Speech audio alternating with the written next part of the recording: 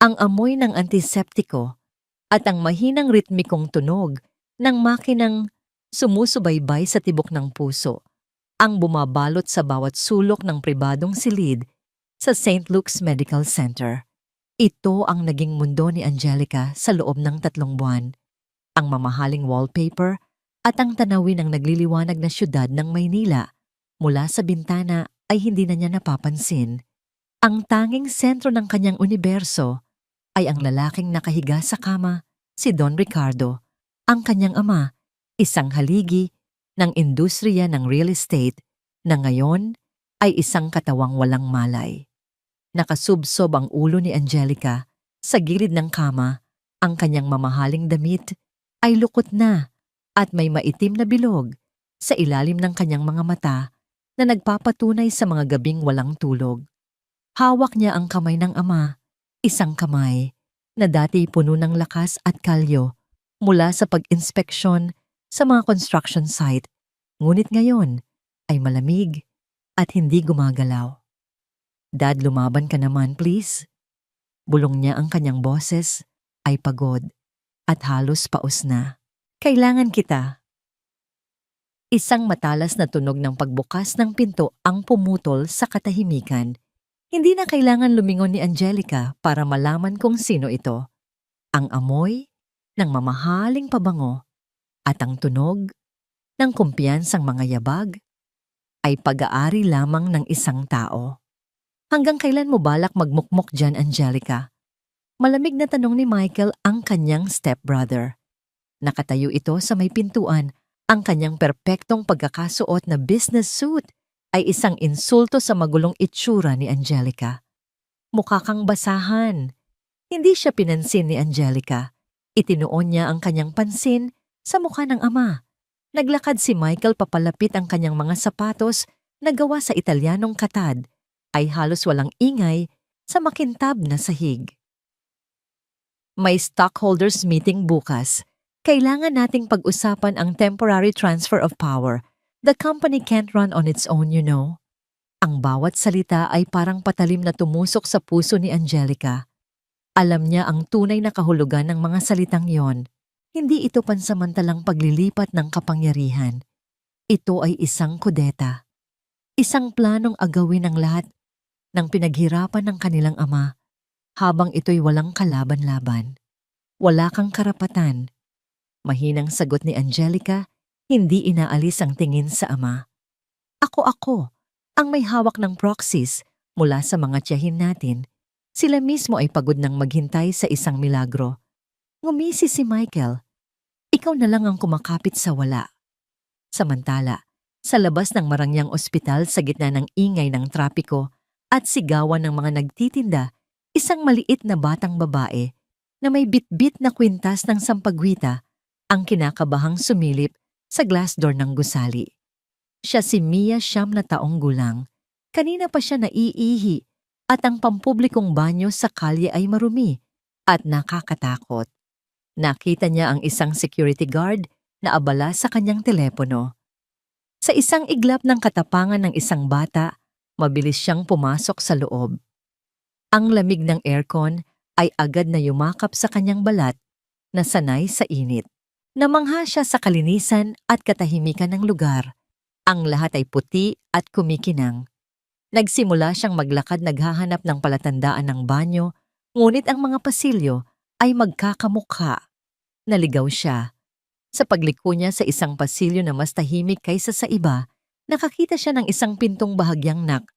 Ang mahinang paggalaw ng daliri ni Don Ricardo ay parang kidlat na gumising sa natutulog na pag-asa sa puso ni Angelica. Ngunit ang kislap na yon ay agad na tinakpan ng isang madilim na anino. "Huwag kang maging katawa-tawa, Angelica." Pabulong na sabi ni Michael, ang kanyang boses ay puno ng paghamak. Hinila niya ito palayo sa kama. That was a muscle spasm, isang death twitch. Nangyayari niyan. It means nothing. "Nakita mo, gumalaw siya." Giit ni Angelica, pilit na kumakawala sa pagkakahawak ni Michael. "Ang nakita ko ay isang pulubi na pumasok sa loob ng kwarto." "Anong klaseng seguridad? Mayroon ng ospital na ito." Sigaw ni Michael ang kanyang galit ay nakatuon na ngayon sa nanginginig na si Nurse Karen. I want that child out of this hospital, Baned Baka. May dala pang sakit yan. Agad na kumilos si Nurse Karen. Opo, sir. Pasensya na po. Kinuha niya ang braso ni Mia na ngayon ay takot na at nagsisimula ng maiyak. Sandali! Sigaw ni Angelica, hinarang sila. Lumuhod siya sa harap ni Mia. Anong pangalan mo, iha? Mia po garalgal na sagot ng bata, ang mga mata ay puno ng luha. Huwag kang matakot, Mia. Salamat sa'yo, sabi ni Angelica. Isang tunay na ngiti ang unang sumilay sa kanyang mga labi sa loob ng maraming linggo.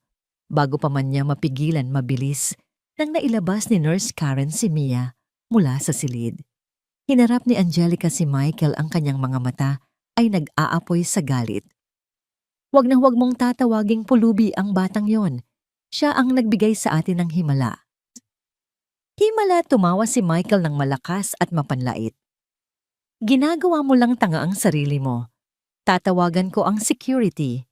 Ipapahanap ko ang basurang yon at sisiguraduhin kong hindi na siya makakatapak dito kahit kailan.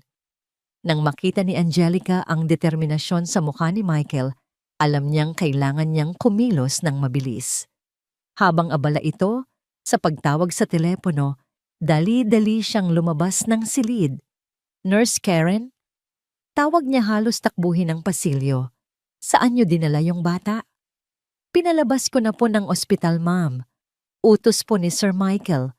Sagot ng nurse na halatang naiipit sa sitwasyon. Isang alo ng desperasyon ang bumalot kay Angelica. Ang tanging sinag ng pag-asa na nakita niya sa loob ng 3 buwan ay bigla na lang itinaboy palayo. Walang pag-aalinlangan tumakbo siya palabas ng ospital. Ngunit huli na ang lahat. Ang makulay at maingay na mundo sa labas ay nilamon na si Mia. Wala nang bakas ng batang nagtitinda ng sampagwita. Bumalik si Angelica sa kanyang sasakyan, ang kanyang isip ay nagliliyab. Kailangan niyang mahanap ang bata. Kailangan niya si Mia. Iyon ang tanging alam niya. Kinabukasan, matapos ang isang gabing, halos hindi siya nakatulog, ipinagpalit ni Angelica ang kanyang designer na damit para sa simpleng maong at t-shirt. Sakay ng kanyang mamahaling SUV, tinungo niya ang direksyon kung saan madalas makita ang mga nagtitinda sa kalye, ang pusod ng tondo. Ang kanyang sasakyan ay tila isang alien sa makikitid na eskinita. Ang bawat tingin na natatanggap niya mula sa mga residente ay puno ng pagtataka at hinala.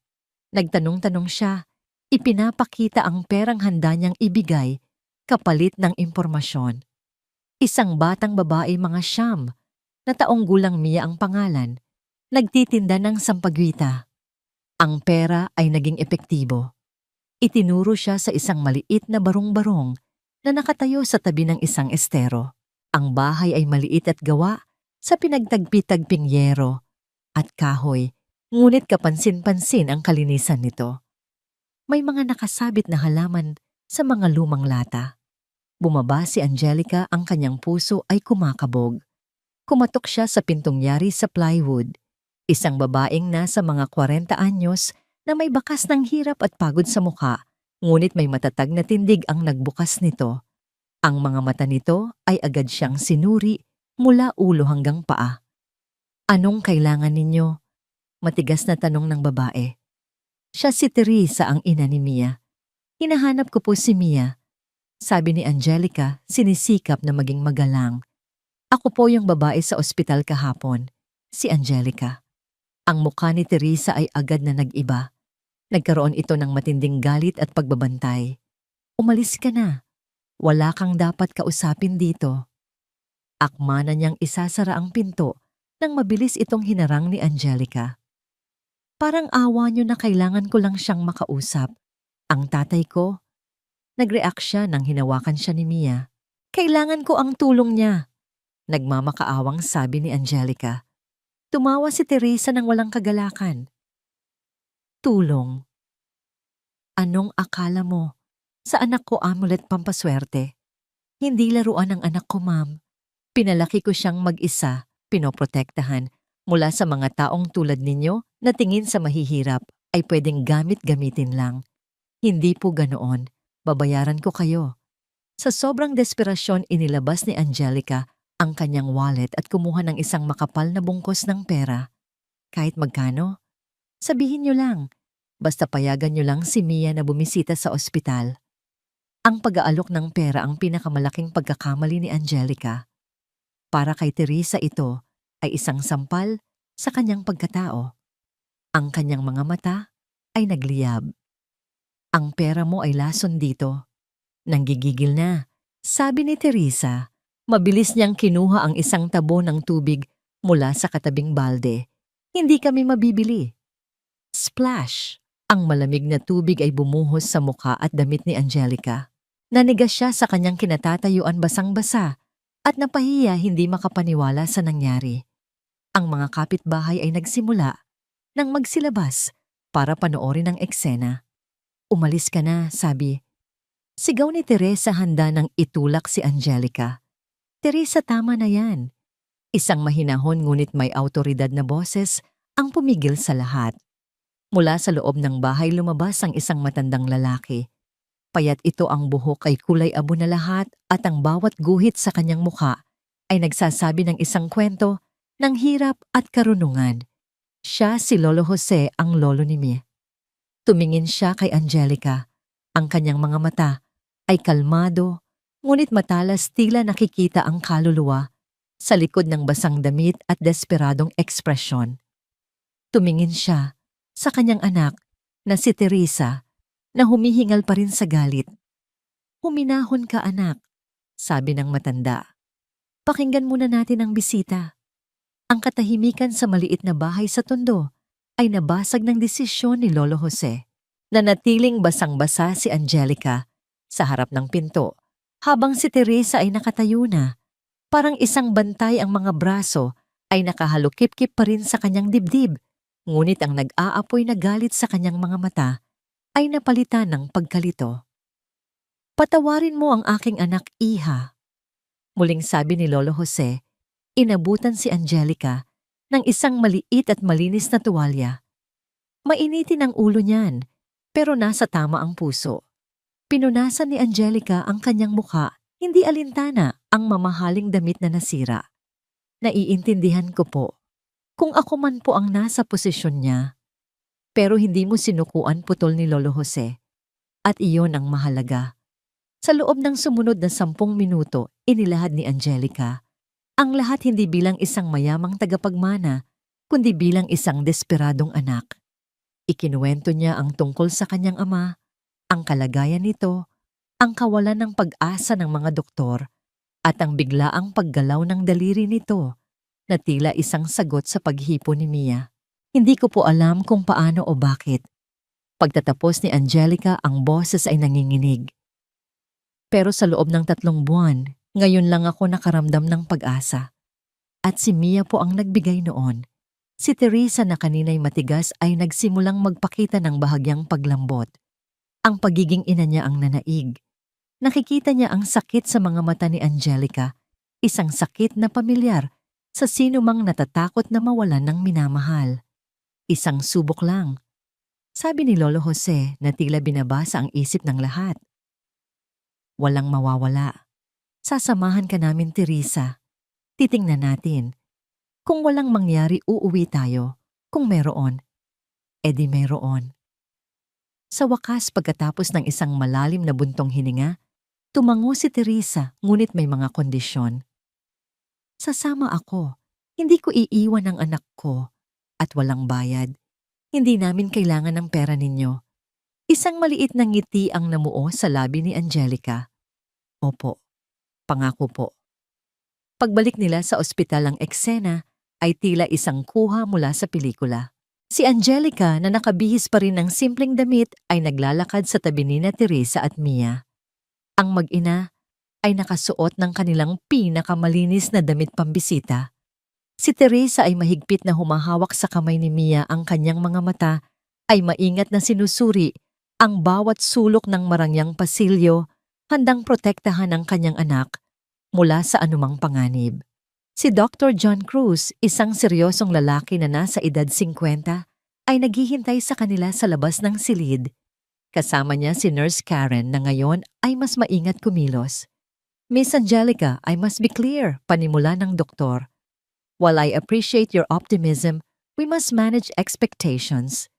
We will monitor the patient's vitals closely, but please do not expect a miracle. I understand, doctor. Just please give her a chance, pakiusap ni Angelica. Tumango ang doktor at pinapasok sila. Ang silid ay mas tahimik ngayon.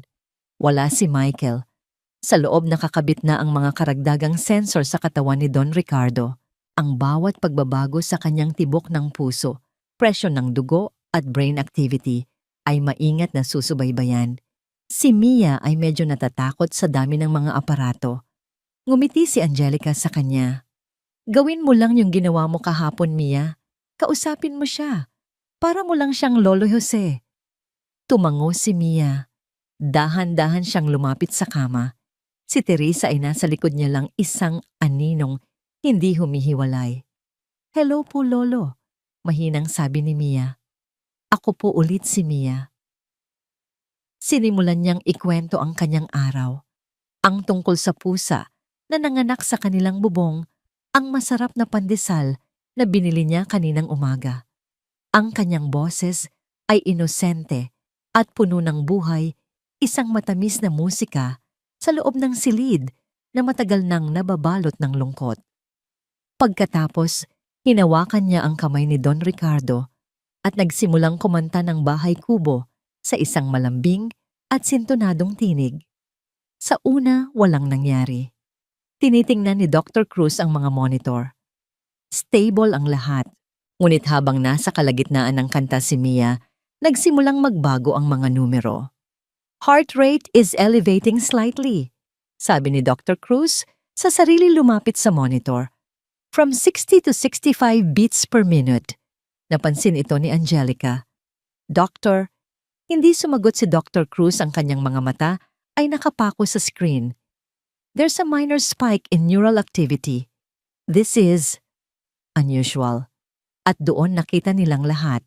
Ang mga daliri sa kamay ni Don Ricardo na hawak ni Mia ay dahan-dahang gumalaw. Hindi isang biglaang pagkurba, kundi isang dahan-dahang pagpisil. Mahina, pero kumpirmado. Isang hikbi ang kumawala kay Angelica. Si Teresa ay napanganga, ang kanyang mga mata ay nanlalaki sa pagkamangha. Maging si Nurse Karen ay napatakip ng bibig. Remarkable, bulong ni Dr. Cruz, mabilis na nagsusulat sa kanyang chart. Ang pag-aalinlangan sa kanyang mukha ay napalitan ng matinding siyentipikong interes. Sa sandaling iyon ng munting tagumpay, bumukas ang pinto.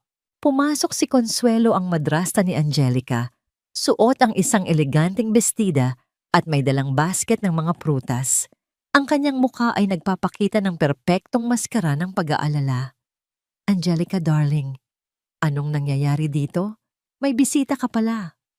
Sabi niya, ang kanyang boses ay malambing, ngunit ang mga mata ay matalim. Tumingin siya kina Mia at Teresa, isang bahagyang pagtaas ng kilay, ang nagpapakita ng kanyang tunay na nararamdaman. Tita Consuelo, bati ni Angelica pilit na pinapakalma ang sarili. This is Mia and her mother, Teresa. Dad? He responded to her. Ngumiti si Consuelo, isang nangiting hindi umabot sa kanyang mga mata.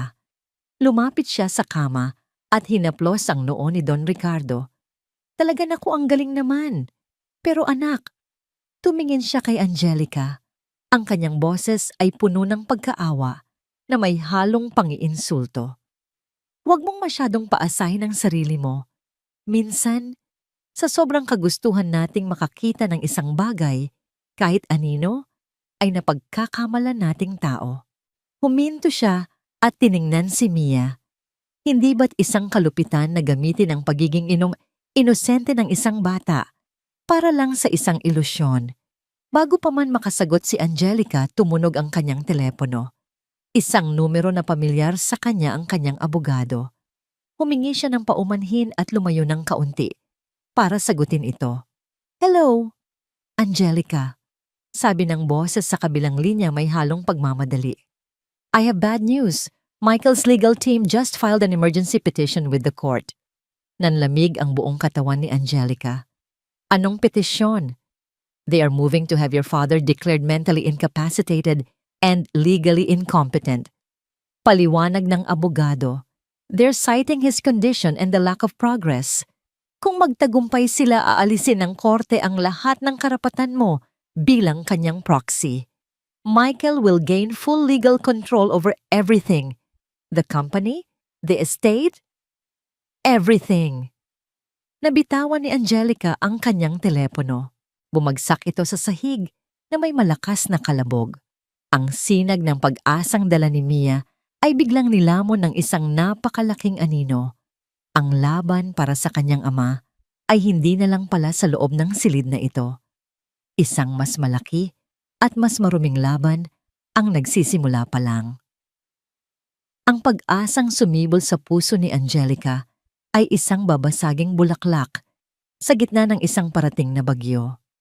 Hindi niya alam na habang siya ay nakakaramdam ng munting tagumpay ang kanyang kalaban ay nagsasagawa na ng sarili nitong isang hakbang na puno ng lason at panlilinlang.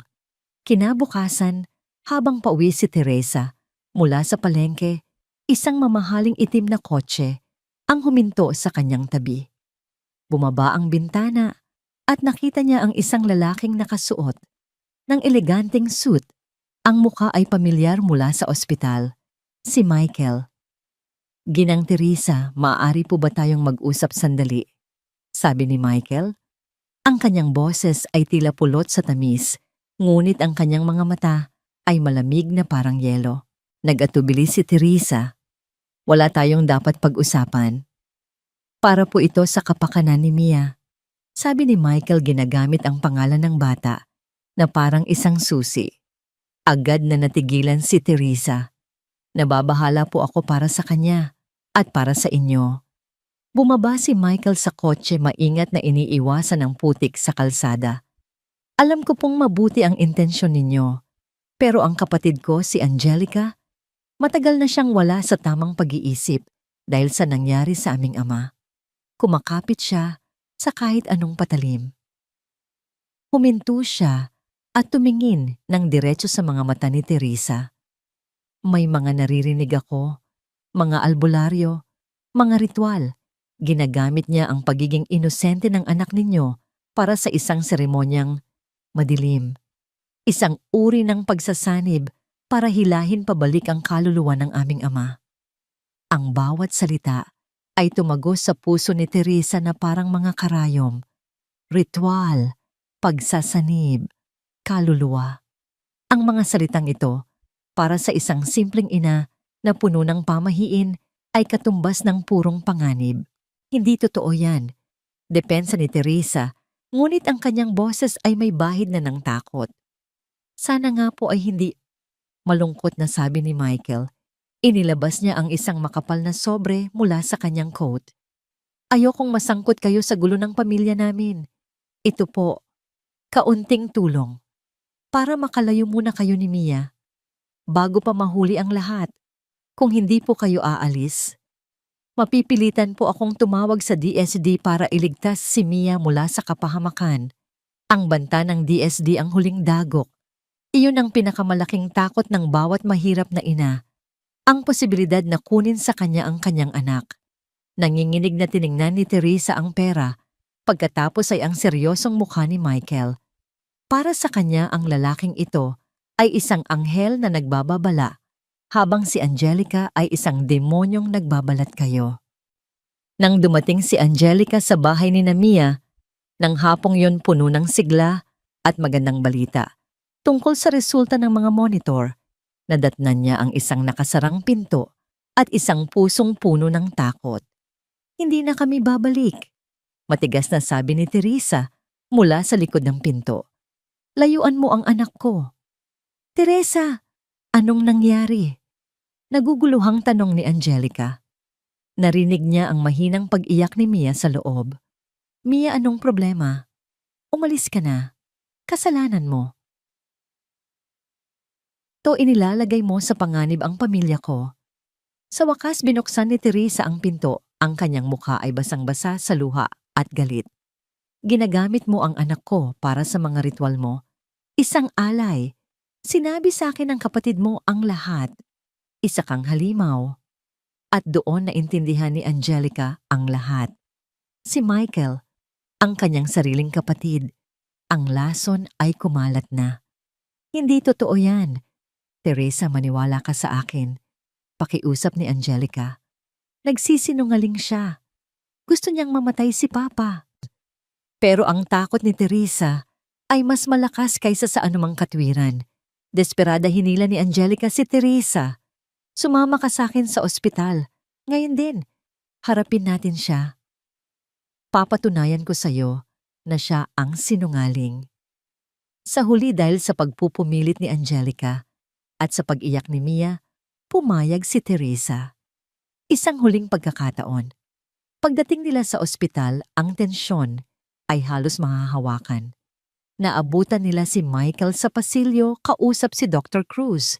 Nang makita sila ni Michael, isang mapanuyang ngiti ang sumilay sa kanyang labi. Ayan na, doktor. Tingnan ninyo. Sabi ni Michael sapat na malakas para marinig nilang lahat. Dinala na naman niya ang mga ito. Desperada na talaga siya. She's manipulating this poor family, giving them false hope. Malamang binabayaran niya para lang maantala ang hindi na maiiwasan. Nakakaawa. Ang bawat salita ay isang direktang atake sa dignidad at pagkatao ni Angelica sa harap mismo ng doktor na kailangan niyang paniwalain. Ito na ang huling patak. Ang kalungkutan at pagod na naipon sa loob ng 3 buwan ay biglang sumabog at naging purong galit. Hindi na nag-isip si Angelica. Mabilis siyang lumapit kay Michael. Pak! Isang malutong na sampal ang dumapo sa pisngi ni Michael. Ang tunog ay umalingaw-ngaw sa tahimik na pasilyo. Natigilan ng lahat si Dr. Cruz, si Teresa, at maging si Michael na napahawak sa kanyang namumulang pisngi. Ang kanyang mga mata ay nanlalaki sa gulat at galit. Ngunit ang gulat ay mabilis na nawala. Ang kanyang mukha ay naging isang maskara ng purong kabangisan. Walang hiya ka. Sigaw niya. Hindi siya nag-atubili. Buong lakas niyang itinulak si Angelica. Dahil sa bigla at malakas na tulak, nawalan ng balanse si Angelica.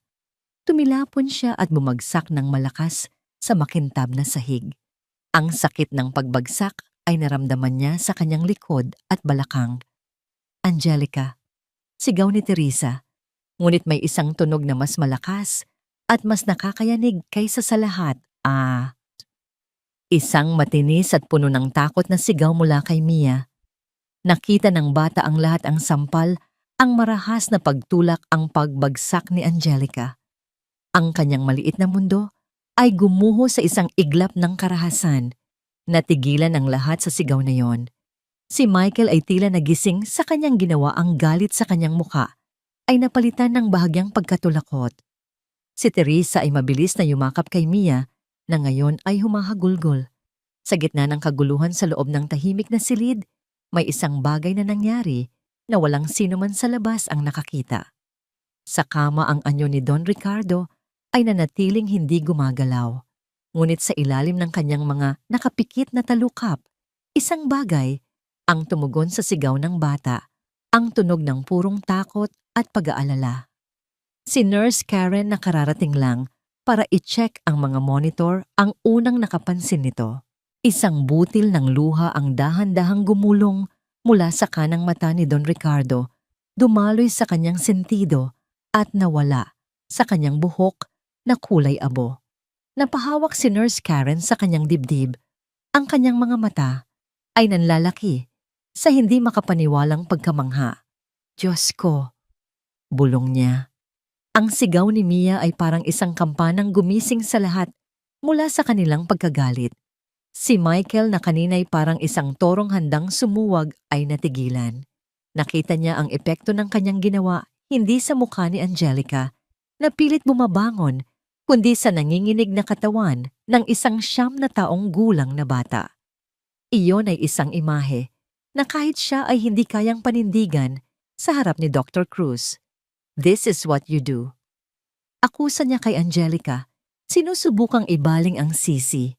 You bring chaos here. Look what you've done to that child. Mabilis siyang tumalikod at naglakad palayo, isang perpektong larawan ng isang taong nasuklam, ngunit sa totoo lang ay isang duwag na tumatakas sa gulo na siya mismo ang nagsimula. Agad na dinaluhan ni Dr. Cruz si Angelica. Okay ka lang, Miss Angelica? May masakit ba sa'yo? Okay lang ako, Doctor. Sagot ni Angelica, ang kanyang boses ay nanginginig, hindi dahil sa sakit kundi dahil sa galit. Ngunit ang kanyang atensyon ay agad na napunta kay Mia. Dahan-dahan siyang lumapit sa mag-ina. Si Teresa ay mahigpit na yakap-yakap si Mia. Hinahaplos ang likod nito habang ito'y humihikbi. Ang galit ni Teresa kay Angelica ay nawala na palitan ng isang emosyon na mas malakas ang galit ng isang ina na nakita ang kanyang anak na masaktan at matakot. Mia, mahinang sabi ni Angelica. Tumingala si Mia, ang kanyang mukha ay basang-basa sa luha. Masama po siyang tao, sabi ng bata tumutukoy kay Michael. Tinulak ka po niya. Sa sandaling iyon, ang lahat ng kasinungalingan ni Michael ay gumuho sa isipan ni Teresa. Nakita niya mismo ang katotohanan. Nakita niya ang kabangisan sa mga mata ni Michael at nakita niya ang sinseridad sa pag-aalala ni Angelica. Pasensya ka na, bulong ni Teresa kay Angelica, puno ng pagsisisi. Naniwala ako sa kanya. Hindi mo kasalanan. Sagot ni Angelica, ang kanyang mga mata ay nagpapakita ng pag-unawa. Sa gitna ng emosyonal na sandaling iyon, lumabas si Nurse Karen mula sa silid ni Don Ricardo. Ang kanyang mukha ay maputla at ang kanyang mga mata ay nanlalaki. Dr. Cruz, Miss Angelica, kailangan niyo itong makita. Sabi niya, ang kanyang boses ay halos hindi marinig. Nagkatinginan si Dr. Cruz at Angelica, pagkatapos ay nagmamadali silang pumasok sa silid. Sumunod si Teresa, hila-hila pa rin si Mia. Anong nangyari, Karen? Tanong ng doktor. Itinuro ni Nurse Karen ang pisngi ni Don Ricardo. May isang manipis na linya ng luha na bahagya pang basa sa kanyang balat. Umiyak po siya, doktor. Pagkatapos sumigaw ng bata, nakita ko po mismo. Lumapit si Dr. Cruz sa kama, kinuha ang kanyang maliit na penlight at sinuri ang mga mata ni Don Ricardo. Pupillary response is still minimal, pero hinawakan niya ang pisngi ng pasyente. It's a lacrimal secretion, a tear. This is a significant emotional reflex. Hindi ito basta-basta muscle spasm. Napaluhod si Angelica sa tabi ng kama, hinawakan ang kamay ng kanyang ama. Ang galit na naramdaman niya kanina ay napalitan ng isang napakalaking alon ng pag-asa. Umiyak ang kanyang ama. Narinig niya sila. Naramdaman niya ang takot ni Mia. Dad! Bulong ni Angelica, ang kanyang sariling mga luha ay nagsimula ng dumaloy. Nandito ka pa. Naririnig mo kami. Tumingin si Dr. Cruz kay Mia na ngayon ay nakasilip mula sa likod ng kanyang ina. Ang kanyang pag-iyak ay humupa na at napalitan ng pagtataka. Ang siyentipiko sa loob ng doktor ay nagsimulang mag-isip. Ang sigaw, isang malakas na emosyonal na stimulus, at ang pag-iyak, isang direktang emosyonal na tugon. Ito na ang nagpapatunay. Sabi ni Angelica, tumingin kay Dr. Cruz. Hindi ito imahinasyon, may koneksyon. Hindi na makatanggi si Dr. Cruz. Ang ebidensya ay nasa harap na niya. Mag-o-order ako ng isang serye ng mga bagong pagsusuri. EEG fMRI. Kailangan nating makita kung ano ang nagbago sa kanyang utak. Tumingin siya kay Nurse Karen. At Karen, from now on, walang sino man ang pwedeng pumasok sa silid na ito nang wala ang pahintulot ni Miss Angelica. Not even Mr. Michael. Understood. Yes, doctor. Matatag na sagot ng nurse, isang bagong determinasyon ang makikita sa kanyang mga mata. Siya ay naging isang mananampalataya. Samantala, Nag-aalab sa galit si Michael sa kanyang opisina. Ang sampal ni Angelica ay isang malaking insulto at ang takot na nakita niya sa mga mata ng doktor ay isang babala. Ang kanyang plano ay nanganganib. Gawan mo ng paraan. Sigaw niya sa kanyang abogado sa telepono. Pressure the hospital board. Sabihin mong may dalang panganib ang batang yan. Sanitation issues. Baka may dalang sakit. I-claim mong a security threat siya sa isang high-profile na pasyente. Gumawa ka ng kahit anong dahilan. I want that child and her mother banned from that hospital permanently. Alam niyang kailangan niyang sirain ang koneksyon bago pa ito mamulaklak. Si Mia ang susi at kailangan niyang sirain ang susi na yon. Pabalik sa ospital, ang tensyon ay napalitan ng isang mapayapang pag-asa. Nakiusap si Angelica kay Mia na manatili pa ng kaunti. Umupo ang bata sa tabi ng kama, hawak-hawak pa rin ni Teresa. Lolo, wag na po kayong malungkot. Sabi ni Mia hinahaplos ang braso ni Don Ricardo. Hindi na po ako iiyak. Nandito lang po ako. Ikinuwento niya kung paano siya tinuruan ng kanyang lolo Jose na maging matapang. Sabi po niya ang mga duwag lang ang nananakit ng babae. Ang mga totoong lalaki nagpoprotekta. At habang nagsasalita si Mia, isang bagay na mas himala pa kaysa sa luha ang nangyari. Ang kamay ni Don Ricardo, na kanina'y walang buhay, ay dahan-dahang gumalaw. Ang kanyang mga daliri ay dahan-dahang bumaluktot at hinawakan ang maliit na kamay ni Mia na nakapatong sa kanya. Hindi ito isang simpleng pagpisil, ito ay isang paghawak, isang intentional na pagkilos. Nanlaki ang mga mata ni Mia. Mama, hinawakan niya yung kamay ko. Napatingin si Angelica, si Teresa, si Nurse Karen. Lahat sila ay nakasaksi sa tahimik na komunikasyong yon. Ngumiti si Angelica, ang kanyang puso ay umaapaw sa kagalakan.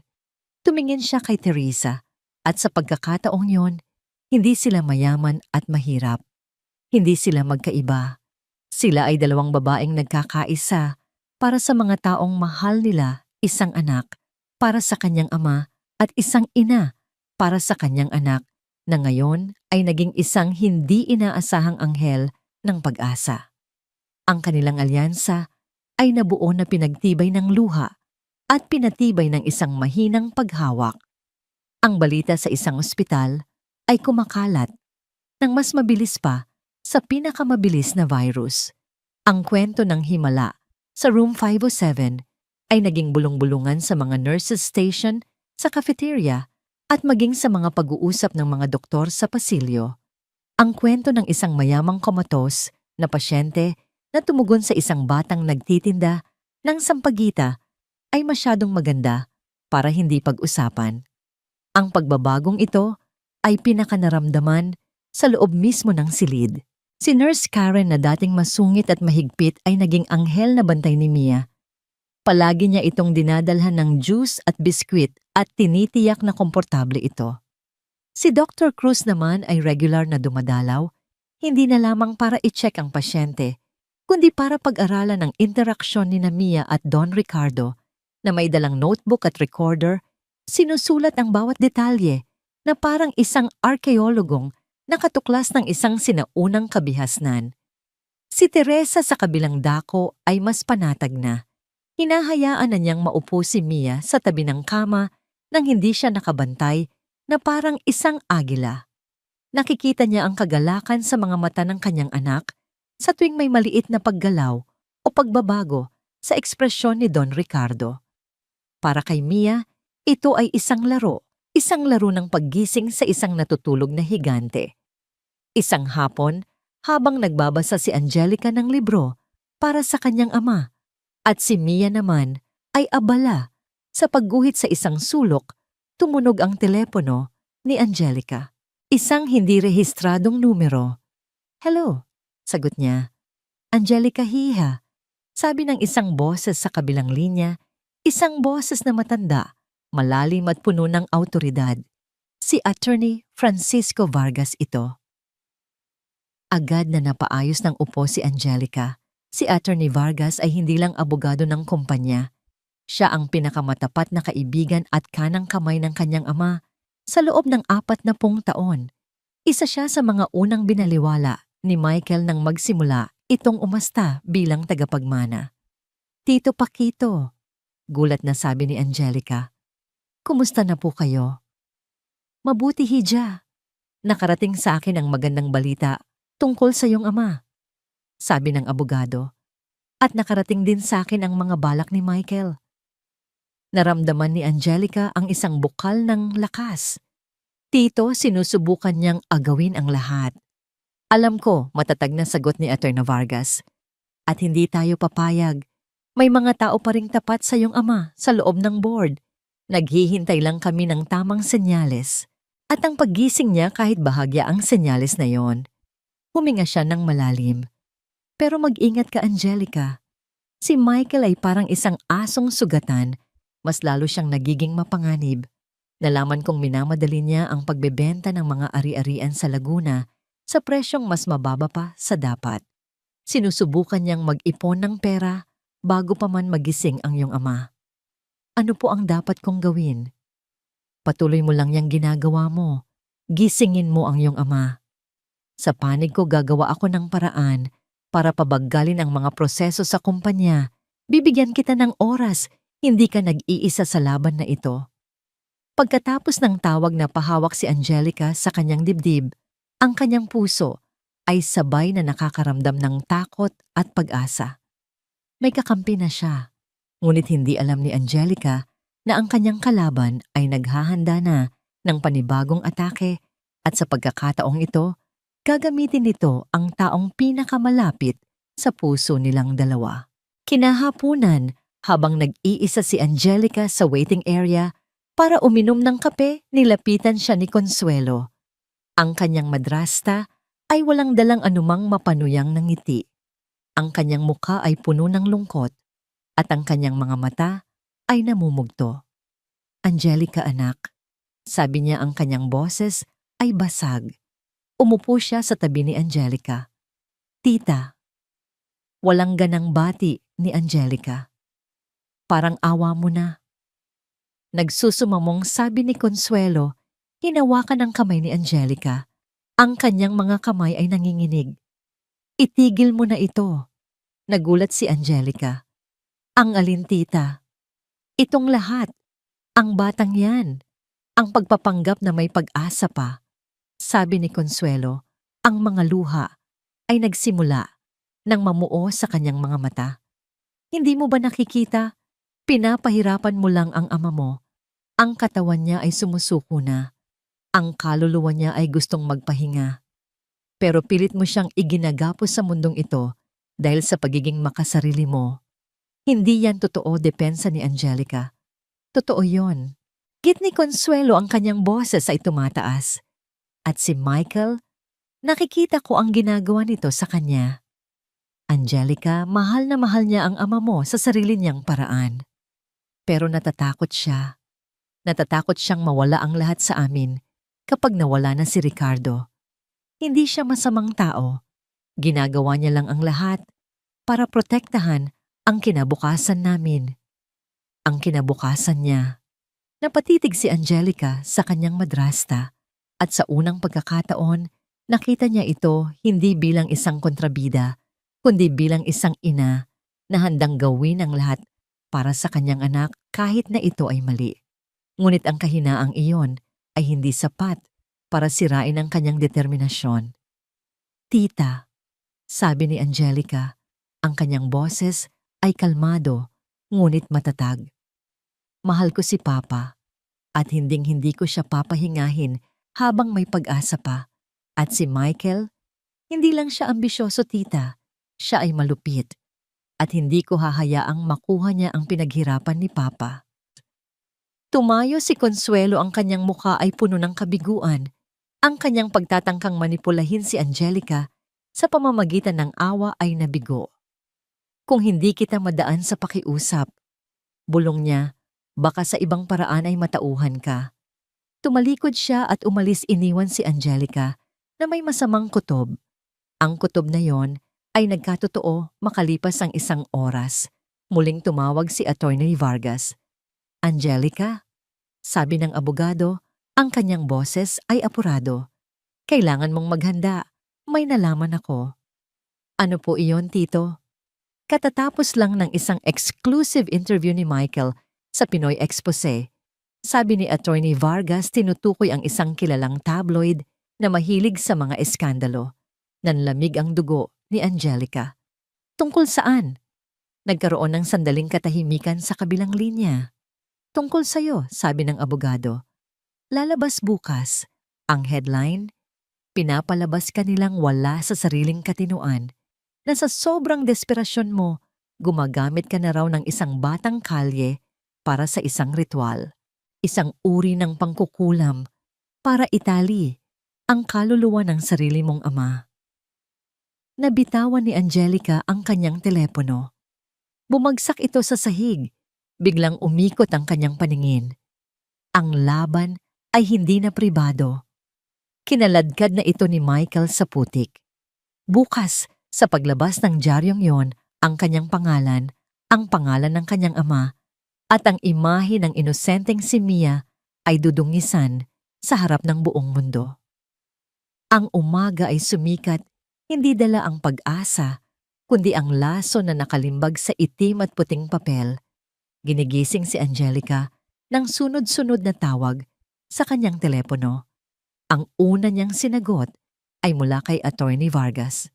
Huwag kang titingin sa diaryo, Angelica. Babala ng abogado. Ngunit huli na ang lahat. Isang katulong ang pumasok sa kanyang silid, dala ang almusal at ang katapat na diaryo. Ang headline ng Pinoy Expose ay tila isang suntok sa kanyang sikmura. Mas masakit pa sa pagkakatulak sa kanya ni Michael. Milyonaryang tagapagmana. Gumagamit ng batang pulubi sa itim na ritual. Sa ibaba nito ay isang malaki at malabong larawan niya, nakuha sa labas ng ospital.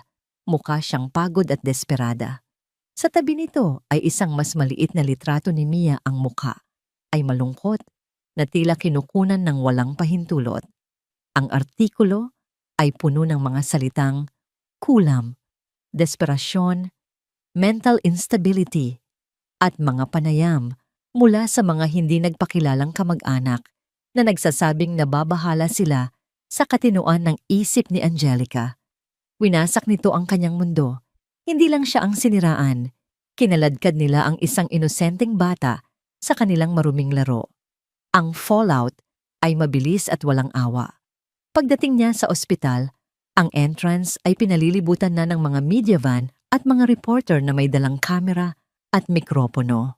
Miss Angelica, totoo po bang gumagamit kayo ng bata para sa faith healing? Anong masasabi niyo sa paratang nawala na kayo sa tamang pag-iisip? Sino ang bata? Miss Angelica, ang mga flash ng kamera ay parang mga kidlat na bumubulag sa kanya. Ang mga tanong ay parang mga batong ipinupukol sa kanya.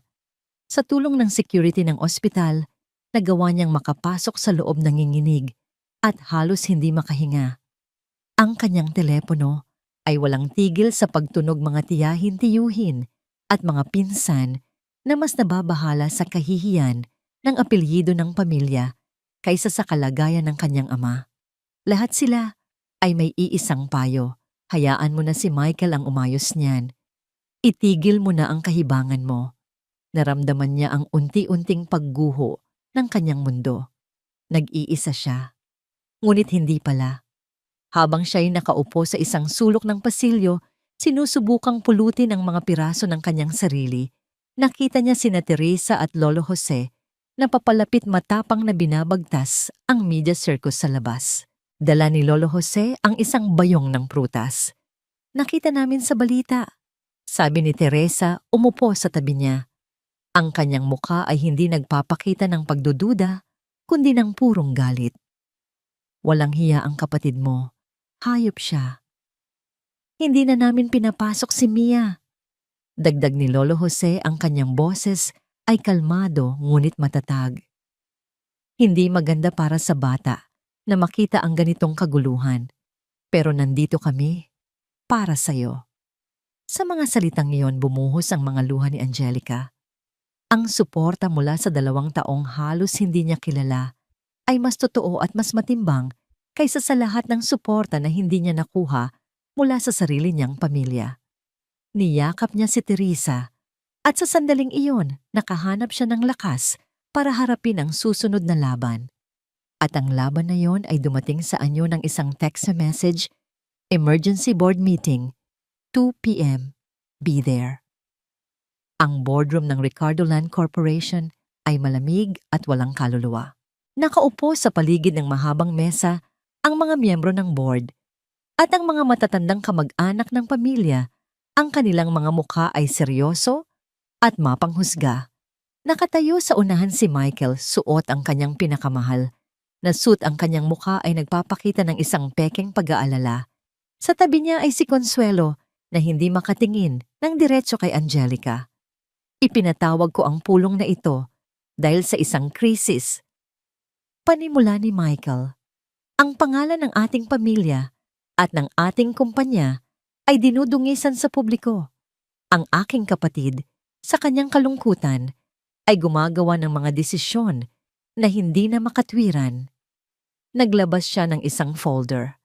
Nasa akin ang mga kopya ng psychological evaluation ni Angelica na isinagawa ilang buwan na ang nakalipas. Pagsisinungaling niya iwinawagayway ang mga pekeng dokumento. Sinasabi dito na siya ay dumaranas ng matinding emotional distress at delusions.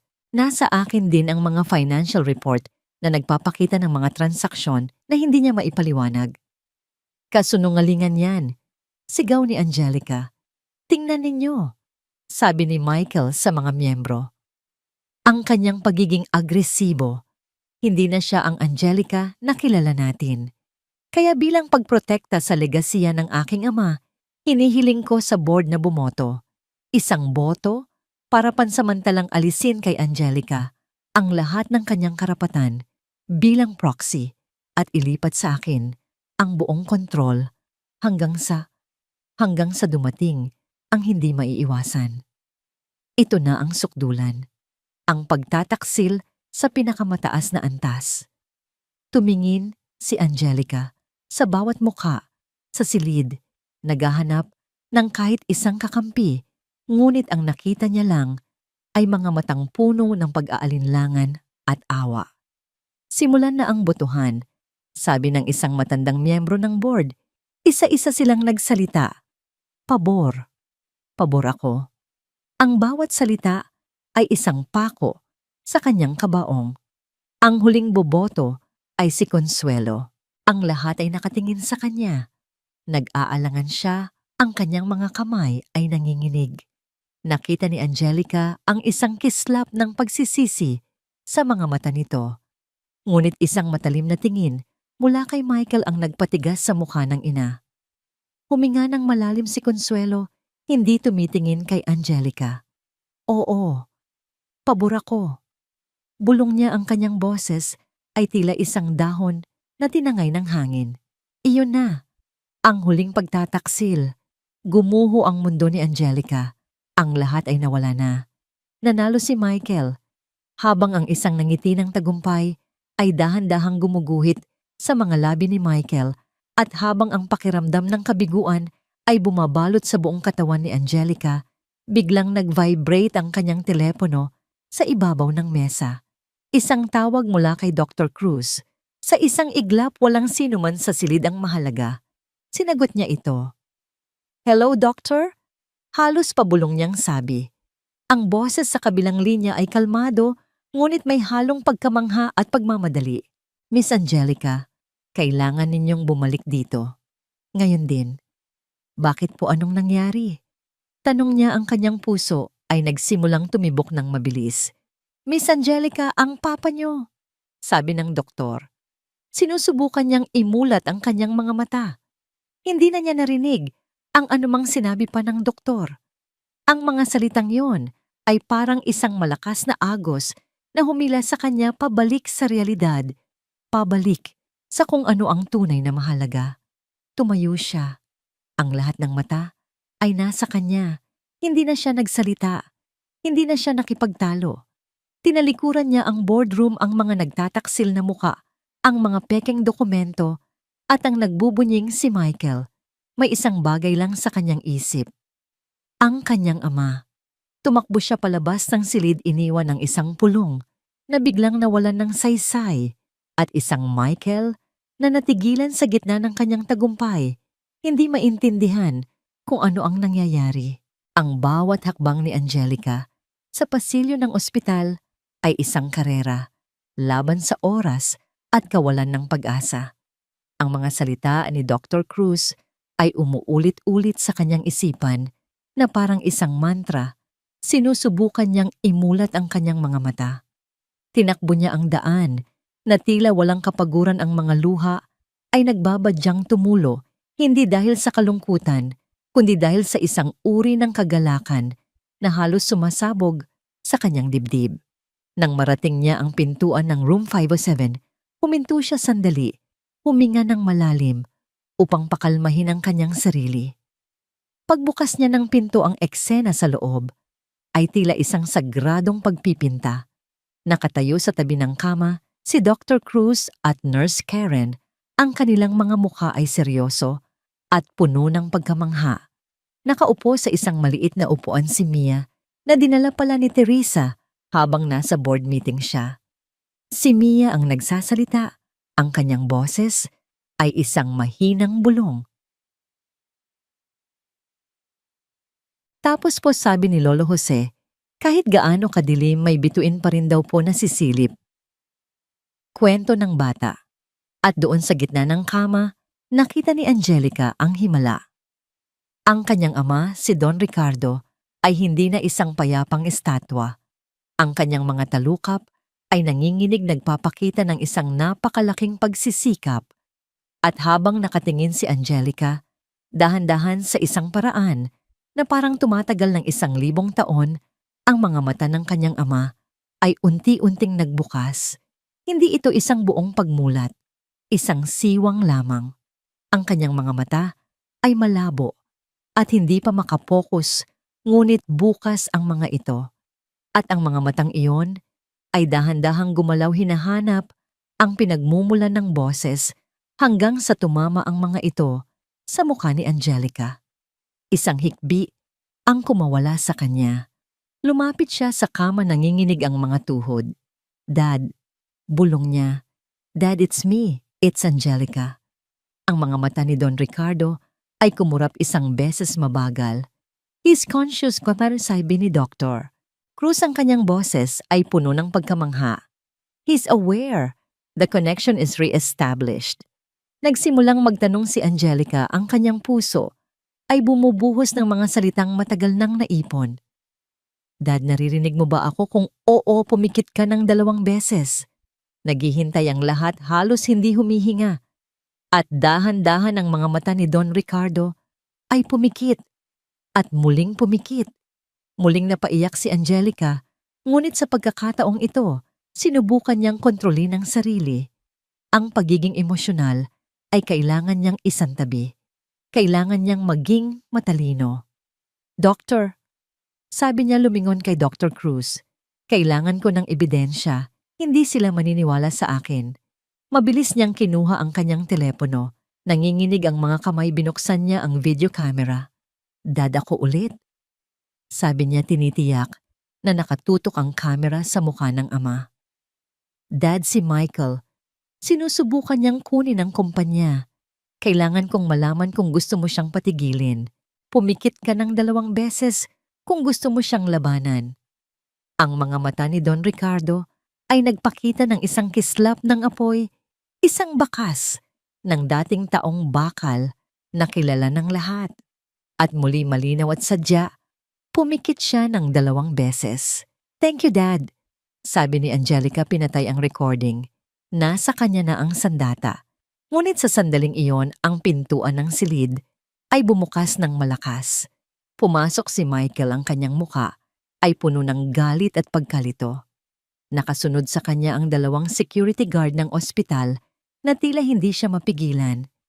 Anong kalokohan ito, Angelica?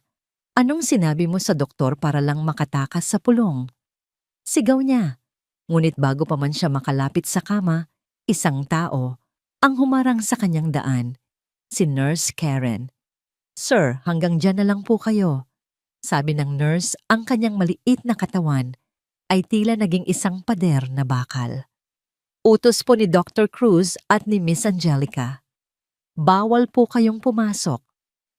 At sino ka para utusan ako? Nanlilisik na, sabi ni Michael. Alis diyan. Hindi po na. Matatag na sagot ni Karen. Security paki-escort po si Sir Michael palabas. Sinubukang itulak ni Michael si Karen, ngunit ang mga gwardiya na ngayon ay sumusunod na sa utos ni Angelica ay mabilis na humawak sa kanyang mga braso. Hindi niyo alam kung sino ang kinakalaban ninyo. Nagwawalang sigaw ni Michael habang kinakaladkad palabas. Magsisisi kayong lahat. Sa akin pa rin ang huling halakhak, Angelica. Isinara ni Karen ang pinto at ang ingay ay napalitan muli ng katahimikan. Bumalik si Angelica sa tabi ng kama. Ang kanyang ama ay nakatingin sa kanya, ang mga mata nito ay nagpapakita ng pag-aalala. Hinawakan niya ang kamay nito. Huwag kayong mag-alala, Dad. Sabi niya, pinipigilan ang panginginig ng kanyang boses. Ako na ang bahala. Nandito na ako. Hindi ko na kayo iiwan. Nagpakawala ng isang mahinang tunog si Don Ricardo, isang ungol na puno ng pagsisikap. Ang kanyang mga labi na matagal nang hindi gumagalaw ay nagsimulang manginig.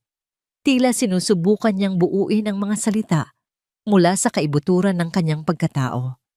Lumapit si Angelica, inilapit ang kanyang tainga sa bibig ng ama. Ang hangin ay dumaan sa mga tuyong labi nito. Isang tunog ang nabuo mahina at garalgal, ngunit hindi maipagkakamali. Isang paghinto. Isang malalim na paghinga. Ang mga luha ay bumagsak mula sa mga mata ni Angelica, tumutulo sa kamay ng kanyang ama. Lee ang kanyang pangalan. Ang unang salita na binigkas nito mula sa bingit ng kamatayan ay ang kanyang pangalan. Niyakap niya ang kanyang ama. Ang katawan nito ay mahina pa, ngunit para sa kanya, sa sandaling iyon, siya na ang pinakamalakas na tao sa buong mundo. Ang laban ay hindi pa tapos, ngunit ang pinakamahalagang tagumpay ay nakamit na niya. Ang kanyang ama ay nagbalik na. Ang mga sumunod na araw ay isang blur ng intensive therapy at tahimik na paghahanda. Ang salita ay dahan-dahang nagbabalik kay Don Ricardo. Sa una ito ay mga pira-pirasong salita lamang, tubig. Salamat, anak. Ngunit sa bawat araw na lumilipas, sa tulong ng mga therapist at sa walang sawang pakikipag-usap ni Angelica at ni Mia, ang mga salita ay nagiging mga pangungusap. Ang unang buong pangungusap na gusto niyang buuin ay hindi tungkol sa kumpanya o sa pera. Isang umaga, habang si Mia ay nagkukwento tungkol sa kanyang alagang tuta, tiningnan siya ni Don Ricardo at dahan-dahang sinabi, "Salamat sa'yo, Mia. Iniligtas mo ako." Nagliwanag ang mukha ng bata sa purong kagalakan. Para sa kanya ito ang pinakamagandang premyo. Habang nagpapalakas ang kanyang ama, si Angelica naman sa tulong ni Attorney Lee Vargas ay naghahanda para sa kanilang huling opensiba. Nagpatawag sila ng isang extraordinary stockholders meeting, isang hakbang na ikinagulat at ikinagalit ni Michael na sa mga sandaling iyon ay abala sa pag-secure ng kanyang kapangyarihan at pag-aakalang nasa kanya na ang lahat. Anong karapatan niya? Sigaw ni Michael sa kanyang abogado. Na ipanalo na natin ang boto. Pero technically, hawak pa rin niya ang original na proxy ng ama niya. Paliwanag ng abogado. At hanggat hindi pa pinalang desisyon ng korte, may karapatan siyang magpatawag ng pulong. Sa araw ng pulong, ang tension sa boardroom ay mas matindi pa kaysa dati. Dumating si Angelica kalmado at may kumpiyansa na ikinataka ng lahat. Naupo siya sa kanyang pwesto tahimik na tinitiis ang mga mapanghusgang tingin mula sa kanyang mga kamag-anak. Dumating si Michael puno ng pagmamalaki. Ngumiti siya ng mapanlait kay Angelica. Giving it one last try sis admirable but futile. Sinimulan niya ang pulong nagpapakita ng mga presentasyon at mga chart. Dahil sa health crisis ng aking ama, panimula niya at sa unstable na kondisyon ng aking kapatid, kinakailangan nating gumawa ng isang matapang na desisyon para mailigtas ang kumpanya. I am proposing an immediate sale of our Laguna properties to our partners from Hong Kong. This will inject much-needed cash flow and stabilize our operations during this transitional period. Iyon ang kanyang master plan. Ibenta ang mga pinakamahalagang ari-arian sa mababang halaga sa mga kasosyong handa siyang bigyan ng malaking kickback. All in favor. Sabi niya handa nang itaas ang kanyang kamay. Creak! Ang malaking pinto ng boardroom ay dahan-dahang bumukas. Ang lahat ng mata ay napalingon sa pinto. Tumahimik ang buong silid. Maging si Michael ay natigilan ng kanyang bibig ay bahagyang nakabukas. Unang pumasok si Angelica. Pagkatapos dahan-dahan itinulak niya papasok ang isang wheelchair. Nakatakip ng kumot ang mga binti ng lalaking nakaupo dito.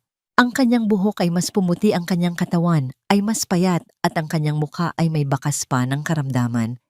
Ngunit ang kanyang mga mata ay buhay na buhay at nag-aalab sa isang apoy na matagal nang hindi nakikita ng sinuman. Si Don Ricardo ay nasa silid. Isang kolektibong paghinga ang narinig sa buong boardroom. Si Consuelo ay napahawak sa kanyang dibdib. Ang kanyang mukha ay namutla na parang papel. Ang mga kamag-anak ay napanganga, hindi makapaniwala sa kanilang nakikita. Si Michael ay nanigas sa kanyang kinatatayuan. Ang kulay ay nawala sa kanyang mukha. Tila siya nakakita ng isang multo. Dahan-dahang itinulak ni Angelica ang wheelchair sa unahan ng mesa sa tabi mismo ni Michael. Anong ibig sabihin nito? Nauutal na tanong ng isang board member. Tiningnan ni Don Ricardo ang bawat isa sa kanila. Huminga siya ng malalim, pinipilit na palakasin ang kanyang tinig na medyo mahina pa. Ibig sabihin, ako pa rin ang chairman ng board na ito, sabi niya. Ang kanyang boses ay garalgal, ngunit bawat salita ay may bigat ng bakal. Tumingin siya kay Michael. At ikaw, sabi niya, ang kanyang tinig ay nagkaroon ng lamig. Naririnig ko ang lahat, Michael, habang ako'y nakahiga at walang magawa. Naririnig ko ang mga plano mo. Ang bawat salita ay parang isang martilyo na pumupukpok sa kumpiyansa ni Michael. Naririnig ko ang pagbebenta ng Laguna. Naririnig ko ang mga kasinungalingan mo tungkol sa aking anak. Itinaas ni Don Ricardo ang isang nanginginig na kamay at itinuro si Michael. Pero ang hindi mo alam ay nararamdaman ko rin. Naramdaman ko ang takot ng isang bata na siyang gumising sa akin mula sa kadiliman. Habang ikaw na pinalaki ko na parang tunay na anak, ang siyang nagtutulak sa akin. Sa hukay, ang katahimikan sa silid ay nakakabingi. Pero, ang boto, nauutal na, sabi ni Michael, sinusubukang kumapit sa huling hibibla ng kapangyarihan. Ang boto, sabi ni Don Ricardo. Tumingin siya sa kanyang asawa. Consuelo. Napaluha si Consuelo. Hindi niya kayang salubungin ang tingin ng kanyang asawa. Consuelo, alam ko ang lahat. Malungkot na sabi ni Don Ricardo. At masakit. Masakit na ang ina ay kayang talikuran ang tama para lang sa kasakiman ng kanyang anak. Sa mga salitang iyon, hindi na nakayanan ni Consuelo. Biglang umikot ang kanyang paningin. Ang kanyang mga mata ay pumuti at walang lakas siyang bumagsak mula sa kanyang upuan. Isang malakas na kalabog ang umalingaw-ngaw sa silid. Siya ay hinimatay. Ang lahat ay nagkagulo. Ang ilan ay tumayo para tulungan si Consuelo. Ang iba ay nakatitig lang, hindi pa rin makapaniwala. Sa gitna ng kaguluhan, isang tao lang ang hindi gumagalaw. Si Michael. Nakatayo siyang parang isang estatwang, yari sa yelo ang kanyang muka, ay walang emosyon, puting-puti. Ang kanyang mundo, ang kanyang mga plano, ang kanyang hinaharap lahat ay gumuho sa harap niya sa loob lamang ng ilang minuto. Ang huling halakhak ay hindi para sa kanya. Para ito sa lalaking bumangon mula sa kanyang hukay para bawiin ang lahat.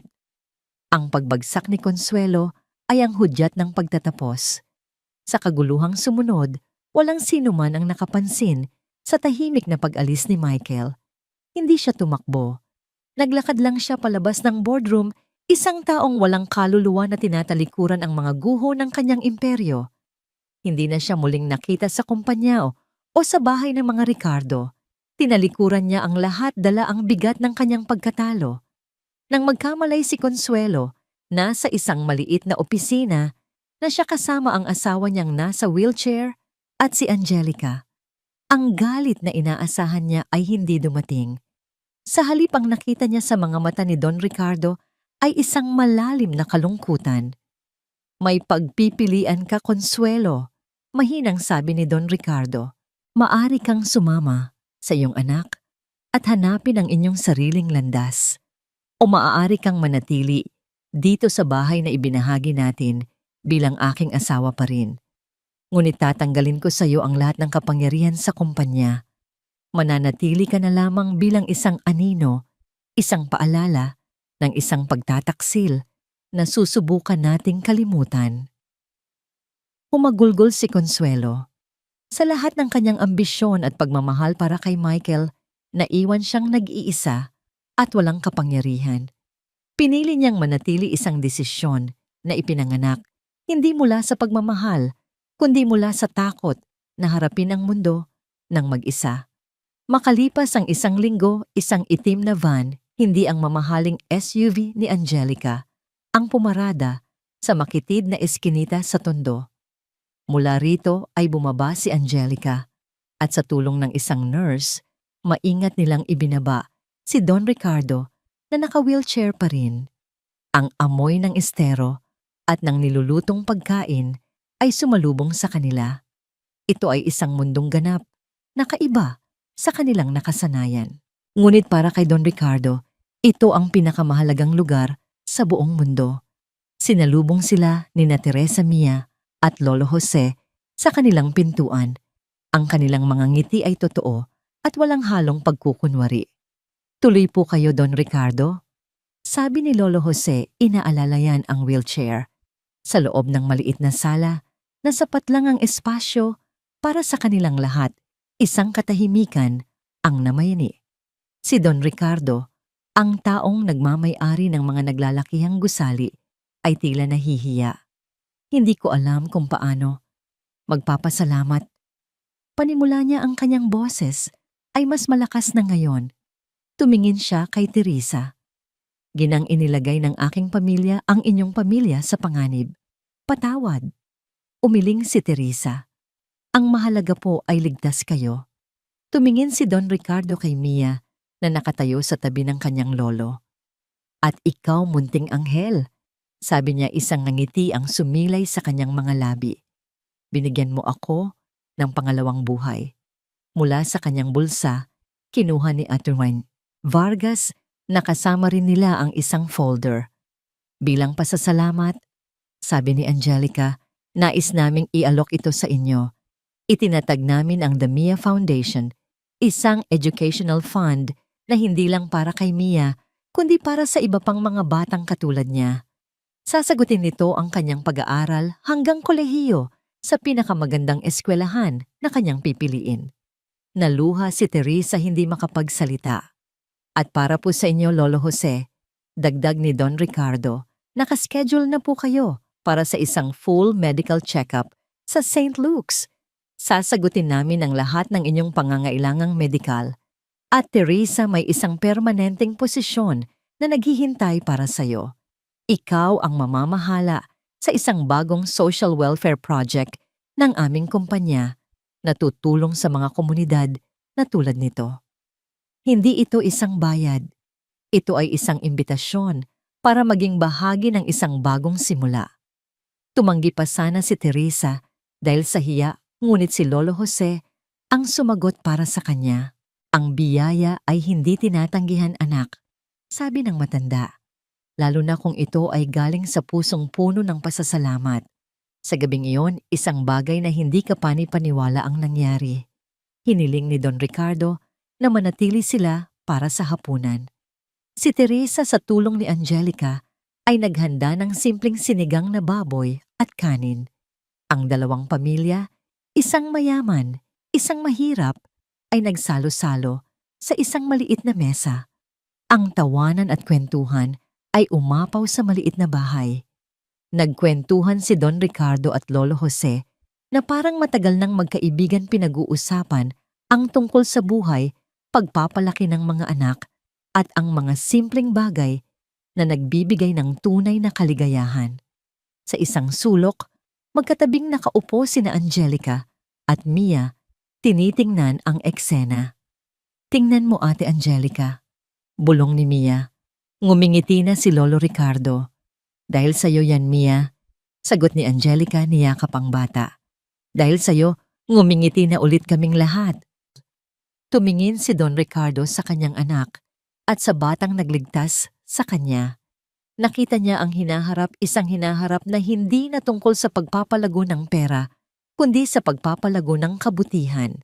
Nakita niya ang isang bagong pamilya na nabuo hindi dahil sa dugo, kundi dahil sa isang himala na ipinanganak mula sa isang simpleng kiliti sa ilong.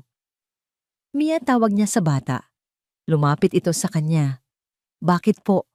Hinawakan ni Don Ricardo ang maliit na kamay ni Mia, ang parehong kamay na unang gumising sa kanya. "Hindi mo lang iniligtas ang buhay ko," sabi niya. Ang kanyang boses ay puno ng emosyon. "Iniligtas mo ang buong pamilya ko." At sa ilalim ng liwanag ng isang bumbilyang nakasabit sa isang maliit na bahay sa Tondo, ang isang bagong kabanata ay nagsimula, isang kwento na nagpapatunay na ang pinakamalaking yaman ay hindi matatagpuan sa mga gusali o sa mga bank account, kundi sa mga koneksyon na binubuo ng puso. Lumipas ang 2 buwan. Ang matamis na lasa ng tagumpay ay unti-unting napapalitan ng pait ng realidad.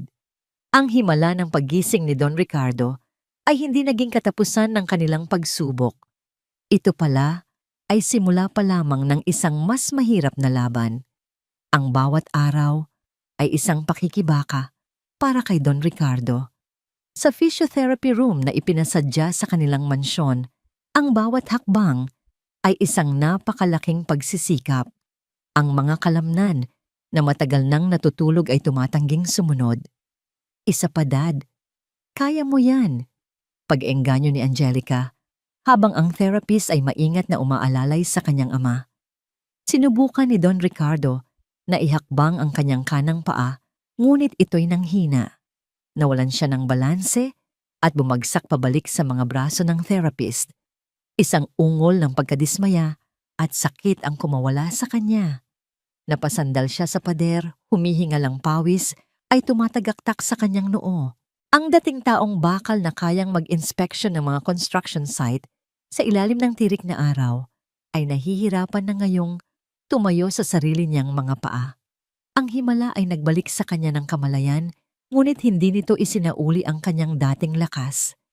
Sa gitna ng nakakapanghinang eksenang iyon, dumating si Attorney Francisco Vargas, dala ang isang itim na briefcase na tila naglalaman ng lahat ng problema sa mundo. "Ricardo, Angelica," bati niya, ang kanyang mukha ay seryoso. "May masamang balita ako." Nagpahinga si Don Ricardo sa kanyang wheelchair. "Ano na naman ito, Paquito?" Inilatag ni Attorney Vargas ang mga dokumento sa isang mesa. Ang mga kontratang pinirmahan ni Michael bago siya umalis. Legal at may bisa ang mga ito. Ang mga kasosyo niya mula Hong Kong ay iginigiit na ituloy ang pagbebenta ng ating mga ari-arian sa Laguna. At kung hindi tayo susunod, idedemanda nila tayo ng breach of contract. Malaki ang mawawala sa atin. Para itong isang bombang sumabog sa loob ng tahimik na silid. Pero niloko niya sila, ibinenta niya sa presyong paluging protesta ni Angelica. Iyon nga ang puntong paliwanag ng abogado. Para sa kanila, ito ay isang magandang deal na hindi nila palalampasin. At sa mata ng batas, ang pirma ni Michael bilang acting CEO noon ay may kapangyarihan. Nakatali tayo. Ang katotohanan ay isang malupit na sampal. Ang kalaban nila ay hindi na isang taong puno ng kasakiman, kundi isang sistema ng batas at negosyo na walang pakialam sa moralidad, tanging sa kung ano ang nakasulat sa kontrata. Sa kabila ng kanyang pisikal na kahinaan, isang apoy ang muling nag-alab sa mga mata ni Don Ricardo. Magpatawag ka ng emergency meeting kasama ang mga loyal na board members. Ngayon din. Pero Dad, sabi ng doktor, kailangan mong magpahinga. Pag-aalala ni Angelica. Mas mamamatay ako kung uupo lang ako dito at panonoorin ang pagguho ng lahat ng pinaghirapan ko. Maring sabi ni Don Ricardo. Sa conference room ng kanilang mansyon, nagtipon ang iilang natitirang tapat na ehekutibo. Si Don Ricardo nakaupo sa kanyang wheelchair sa kabisera ng mesa ay sinubukang ipaliwanag ang sitwasyon. Ngunit sa kalagitnaan ng kanyang pagsasalita, bigla siyang inatake ng isang malakas at sunod-sunod na ubo. Ang kanyang mukha ay namula at nahirapan siyang huminga. Dad, sigaw ni Angelica, mabilis na lumapit sa kanya. Tubig! Hirap na sabi ni Don Ricardo. Habang umiinom ang kanyang kamay ay nanginginig. Ang lahat sa silid ay nakatingin, ang kanilang mga mukha ay puno ng awa at pag-aalinlangan. Nakita ni Angelica ang pagkawala ng kumpiyansa sa kanilang mga mata. Sa sandaling iyon, isang bagay ang nagbago sa loob ni Angelica. Ang anak na laging umaasa sa lakas ng kanyang ama ay biglang nawala. Sa kanyang lugar isang lider ang isinilang. Tumayo siya, inilagay ang kanyang kamay sa balikat ng ama. Ako na po ang magpapatuloy, Dad. Mahinahon niyang sabi. Humarap siya sa mga ehekutibo. Ang kanyang boses ay kalmado, ngunit puno ng awtoridad na hindi pa nila naririnig mula sa kanya dati. Naiintindihan ko ang pag-aalinlangan ninyo. Mahina pa ang aking ama, ngunit ang kanyang isip ay kasing talas pa rin ng dati at ang kanyang dugo ay nananalaytay sa aking mga ugat. Inilatag niya ang plano na kanilang binalangkas. Isang estratehiya ng legal na pag-antala ng negosasyon at ng paghahanap ng mga butas sa kontrata. Ang kanyang mga salita ay malinaw, ang kanyang mga utos ay tiyak. Ang mga ehekutibo na kanina'y nag-aalinlangan ay nagsimulang makinig. Nakita nila, hindi na ang anak ng kanilang boss, kundi ang bagong pinuno ng Ricardo Land Corporation.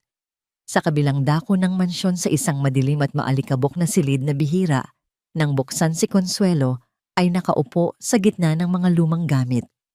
Narinig niya ang komosyon ng emergency meeting. Naramdaman niya ang pagbabago ng ihip ng hangin. Ang kanyang pagiging anino sa sariling pamamahay ay isang pang-araw-araw na parusa. Ang bawat ngiti ni Angelica, ang bawat pag-unlad sa kalusugan ni Ricardo ay isang patalim na tumutusok sa kanyang puso. Dahan-dahan, kinuha niya mula sa ilalim ng isang lumang baul ang isang maliit at lumang telepono, isang prepaid phone na itinago niya para sa isang layunin. Nanginginig ang kanyang mga daliri habang pinipindot niya ang isang numero na matagal na niyang saulo. Nagring ito ng ilang beses. Sa wakas, isang pamilyar na boses ang sumagot, magaspang at puno ng kapaitan. Sino to? Napapikit si Consuelo, isang luha ang gumulong sa kanyang pisngi. Michael, anak? Bulong niya sa telepono, ang kanyang boses ay halos hangin na lamang. Ako ito, ang nanay mo. Kailangan nating mag-usap. Ang unang araw ni Mia sa Brent International School ay parang pagpasok sa ibang planeta.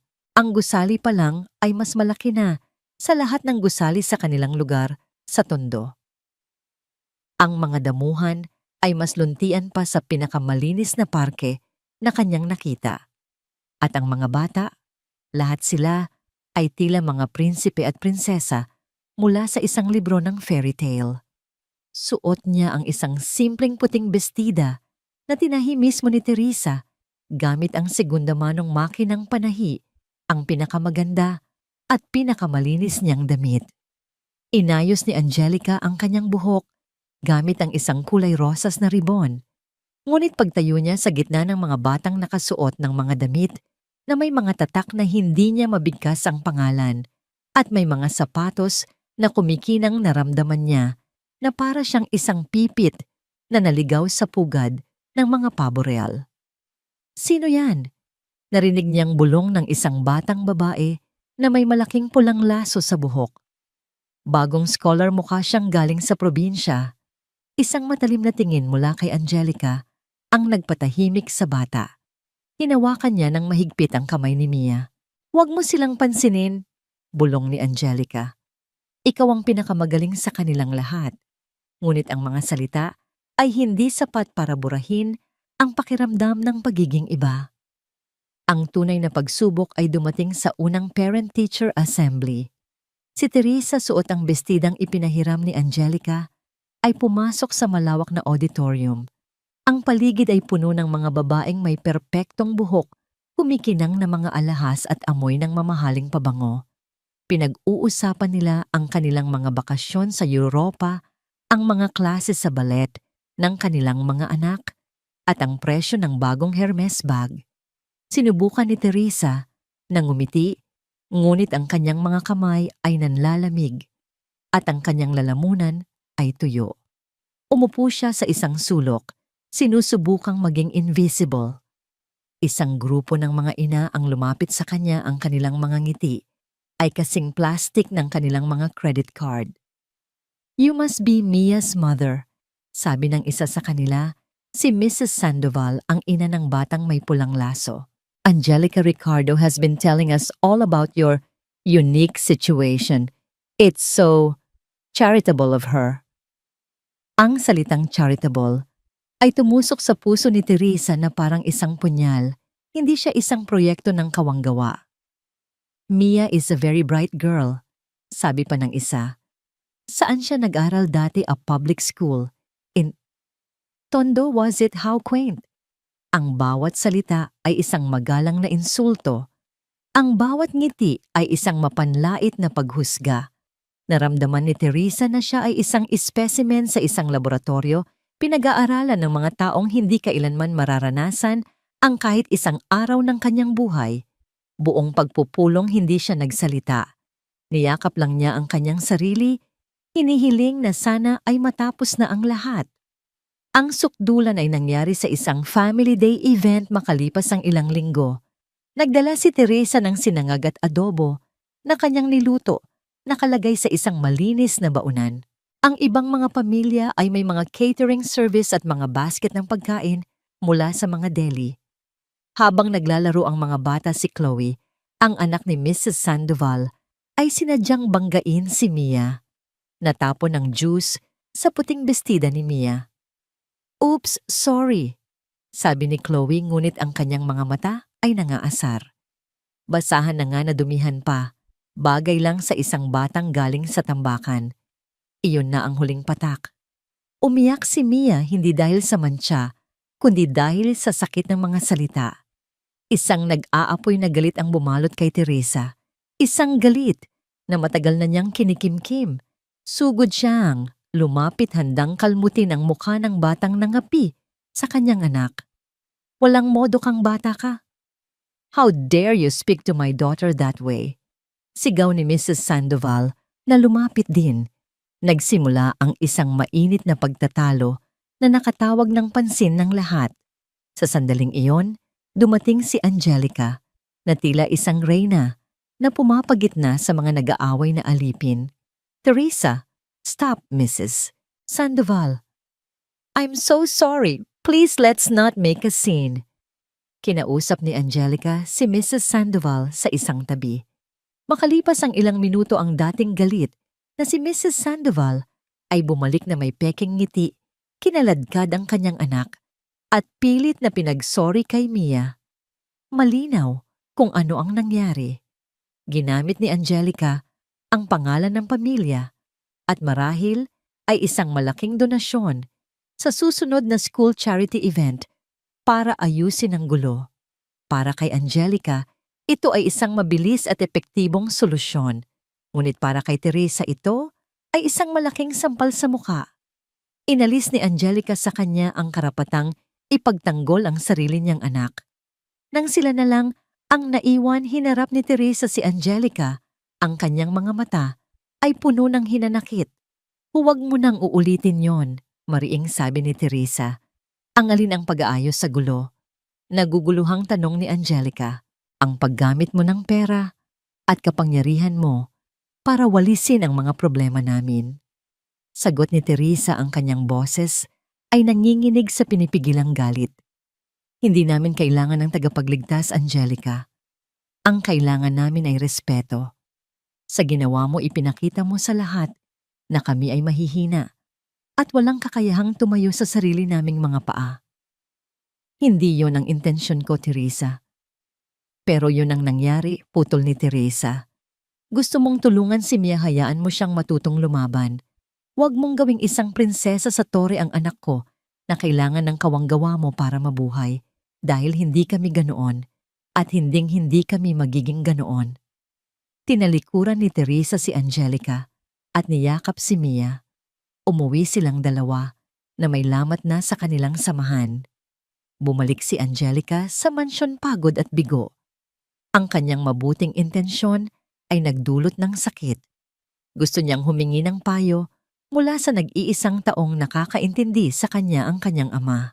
Pumanik siya sa silid-aklatan kung saan madalas nagpapahinga si Don Ricardo. Ngunit hindi niya ito natagpuan doon. Hinanap niya ito sa kwarto nito. Walang tao. Isang masamang kutob ang kumalat sa kanyang dibdib. Tumakbo siya patungo sa opisina ng kanyang ama. Pagbukas niya ng pinto, isang nakakakilabot na tanawin ang bumungad sa kanya. Nakatimbuwang sa sahig si Don Ricardo, walang malay. Sa paligid niya ay nagkalat ang mga folder ng financial reports at mga liham mula sa mga abogado. Ang kanyang katawan na pinahina ng koma ay hindi na kinaya ang walang tigil na stress mula sa kumpanya at sa mga banta ng pagkabangkarote. Ang bakal ay tuluyan ng bumigay sa presyur. Ang tunog ng sirena ng ambulansya na papalayo ay nag-iwan ng isang nakabibinging katahimikan sa mansyon. Si Don Ricardo ay muling nasa ospital, ngunit sa pagkakataong ito, hindi siya komatose. Siya ay gising, ngunit ang kanyang katawan ay sumuko na sa matinding pagod. Ang utos ng doktor ay malinaw at hindi mapapakiusapan: total bed rest, no stress. Kung hindi, ang susunod na atake ay maaaring maging pinal. Ang balitang ito ay isang sentensya. Para kay Don Ricardo, ang pagiging nakahiga at walang magawa ay mas masahol pa sa kamatayan. Naging bilanggo na naman siya ng sarili niyang katawan. Ang apoy sa kanyang mga mata ay napalitan ng abo ng kabiguan. "Wala na akong silbi," bulong niya kay Angelica isang gabi. Isang pabigat. "Huwag niyong sabihin yan, Dad." Sagot ni Angelica, pinipigilan ang sariling mga luha. Ngunit sa loob-loob niya, isang nakakatakot na katotohanan ang gumising mag-isa na siya ngayon. Ang bigat ng isang naghihingalong imperyo ay nakapatong na ngayon sa kanyang mga balikat. Gabi-gabi, binababad ni Angelica ang sarili sa opisina ng kanyang ama. Ang mga numero sa financial reports ay sumasayaw sa harap ng kanyang mga mata. Ang mga legal na termino sa mga kontrata ni Michael ay tila isang wikang banyaga. Paulit-ulit niyang binabasa ang mga ito. Hinahanap ang isang bagay, isang butas, isang maliit na siwang ng pag-asa. Naalala niya ang mga aral ng kanyang ama. Ang dyablo ay laging nasa detalye, anak. Hanapin mo ang maliit na pagkakamali. Sa kabilang dako sa tondo, ang away nila ni Angelica ay nag-iwan ng malalim na sugat sa puso ni Teresa. Habang pinapanood niya si Mia na tahimik na gumuguhit sa isang sulok, kinausap siya ni Lolo Jose. Masakit ang pagtanggap ng tulong kapag sanay kang lumaban ng mag-isa. Mahinahong sabi ng matanda. Ngunit anak, ang pagtanggi sa tulong dahil sa sariling orgulyo, iyan ay isang uri rin ng pagiging makasarili. Pero tay, ginawa niya kaming kaawa-awa. O ikaw lang ang nakakaramdam niyan? Tanong ni Lolo Jose. Tingnan mo si Mia. Masaya siya sa bago niyang eskwelahan. Oo, may mga pagsubok. Ngunit kailan ba nawala ang mga yan sa buhay natin? Si Angelica ay nakikipaglaban din ng sarili niyang giyera. At sa oras na ito, baka siya naman ang nangangailangan ng kakampi. Ang mga salita ng kanyang ama ay tumagos sa puso ni Teresa. Napagtanto niya na ang kanyang pagmamatigas ay hindi nakakatulong kaninuman. Kinabukasan nilunok niya ang kanyang orgulyo at tinawagan si Angelica. Kumusta na ang papa mo? Iyon lang ang kanyang sinabi, ngunit sapat na yon. Isang tulay ang muling naitayo. Sa Brent International School, muling hinarang ni Chloe at ng kanyang mga alipores si Mia sa playground. Narinig ko bumalik daw sa ospital ang sugar daddy ng pamilya niyo. Mapanuksong sabi ni Chloe. Paano na yan? Baka bumalik na kayo sa pagtitinda ng bulaklak sa kalsada. Inaasahan nilang lahat na iiyak si Mia. Ngunit sa pagkakataong ito, hindi. Tumingala si Mia, ang kanyang mga mata ay kalmado at malinaw. Hindi siya sumigaw o nagalit. Sa halip sinabi niya ang isang bagay na itinuro sa kanya ni Lolo Jose. Ang damit mo siguro mahal. Mahinahong, sabi ni Mia. Pero ang kabaitan libre lang yan. Mukhang wala ka yata nun. Natigilan si Chloe. Maging ang kanyang mga kaibigan ay hindi nakapagsalita. Ang simpleng katotohanan sa mga salita ni Mia ay mas matalas pa sa anumang insulto. Walang ganting salita na kayang tumalo doon. Dahan-dahan tumalikod si Mia at naglakad palayo, iniwan ang mga batang nang aapi na hindi alam ang sasabihin. Sa araw na yon, natutunan ni Mia na ang tunay na lakas ay hindi sa pagsigaw, kundi sa pagiging tama. Nanalo siya sa sarili niyang laban. Madaling araw na. Ang mga mata ni Angelica ay pagod na at namumula, ngunit hindi siya sumuko. At doon sa pahina 27 ng isang appendix ng kontrata sa ilalim ng seksyon ng Final Transfer Conditions, nakita niya ito. Isang pangungusap na tila isinulat bilang isang formalidad lamang. The final transfer of assets requires the signatory approval of Don Ricardo's long-standing Visayas partner, Mr. Leopoldo Poldo Jimenez, to ensure regional stability. Si Leopoldo Jimenez, isang matandang negosyante mula sa Cebu, nakasosyo ng kanyang ama mula pa noong nagsisimula pa lang sila. Kilala siya sa pagiging matigas makaluma at higit sa lahat tapat. Siguradong nilinlang din siya ni Michael. Ito na ang butas na hinahanap niya. Mabilis siyang tumayo, ang kanyang puso ay kumakabog sa adrenaline.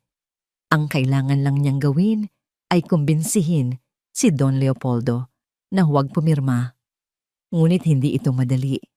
Si Don Leopoldo ay isang taong hindi basta-basta nagtitiwala, lalo na sa isang batang babae na wala pang karanasan. Tumakbo siya sa silid ng kanyang ama. Gising pa ito. Dad, nakita ko na. Sabi niya, ipinakita ang dokumento. Binasa ito ni Don Ricardo, isang kislap ng pag-asa ang sumilay sa kanyang mga mata. Si Poldo, matalino ka anak. Kailangan ko po siyang puntahan. Kailangan kong lumipad pa Cebu. Ngayon din? Sabi ni Angelica. Mag-isa. Nag-aalalang tanong ng kanyang ama. Opo. Matatag na sagot ni Angelica. Kaya ko na po ito. Sa unang pagkakataon, nakita ni Don Ricardo sa kanyang anak, hindi na ang maliit na batang babae na kailangan niyang protektahan, kundi ang isang babaeng handa nang ipaglaban ang kanilang pamana. Tumango siya. Sige anak, ipanalo mo ang laban na ito. Ang araw ay hindi pa sumisikat nang ihatid ng kotse si Angelica sa airport. Habang siya'y naglalakad patungo sa departure gate, mag-isa, dala lamang ang isang briefcase at isang maliit na sinag ng pag-asa. Alam niyang ito na ang pinakamahalagang paglalakbay ng kanyang buhay. Ang kinabukasan ng Ricardo Land Corporation, ang pangako nila sa pamilya ni Mia at ang legasya ng kanyang ama, lahat ay nakasalalay na ngayon sa kanyang mga balikat. Ito ay isang misyon na halos imposible, ngunit kailangan niyang subukan. Sumakay siya sa eroplano at habang dahan-dahan itong umaangat mula sa lupa, ipinikit niya ang kanyang mga mata, handa nang harapin ang leon sa sarili nitong lungga.